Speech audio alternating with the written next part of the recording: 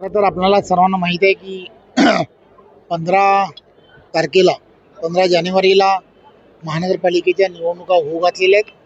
त्यामुळे सर्व भागांमधील असणाऱ्या कार्यकर्त्यांमध्ये उत्साह निर्माण व्हावा, कार्यकर्त्यांमध्ये निवडणुकीचं वातावरण तयार व्हावं, त्या दृष्टिकोनातून आमचे जिल्ह्याचे अध्यक्ष नंदूजी परब यांनी सर्व ठिकाणी कार्यकर्त्यांचा मेळावा हा लावलेला आहे.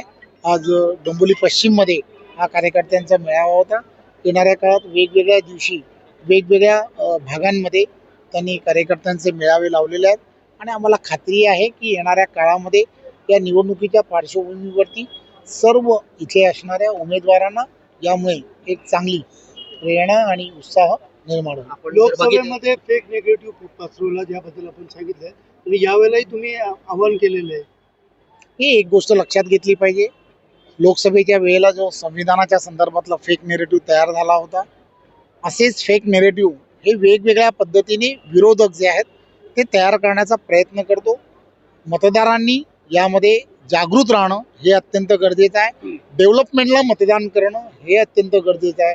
देशाचे पंतप्रधान नरेंद्र मोदीजी यांच्या नेतृत्वामध्ये इन्फ्रास्ट्रक्चरला ज्या ताकदीने मदत केली जाते किंवा जे जे विषय हे पंतप्रधान नरेंद्र मोदीजी आणि महायुतीचं असणारं देवेंद्रजींच्या नेतृत्वातलं महाराष्ट्रातलं सरकार हे काम करताना दिसत आहे.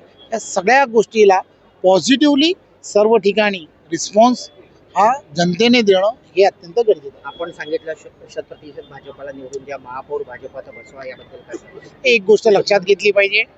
भारतीय जनता पार्टी आणि भारतीय जनता पार्टीच्या कार्यकर्त्यांच्या मेळाव्यामध्ये कार्यकर्त्यांना उत्स्फूर्तपणे आम्ही आज सर्व ठिकाणी ज्यावेळेला जातो तेव्हा कार्यकर्ते उत्स्फूर्तपणे या सर्व घोषणा करत असतात. सर्व ठिकाणी महायुतीचाच महापौर होईल यात काही शंका नाही. आपण यावेळेला तरुणांना संधी देणार आहात का? निवडणूक नगर या संदर्भातले सर्व निर्णय जे आहेत ते निर्णय त्या ठिकाणची असणारी जिल्हाध्यक्ष आणि त्यांच्याबरोबरची असणारी कोर टीम जी आहे, कोर टीम करते. निवडून येणारा उमेदवार हा क्रायटेरिया मोठ्या प्रमाणामध्ये असतो. जिल्हा वार्ता, जनतेचा आवाज.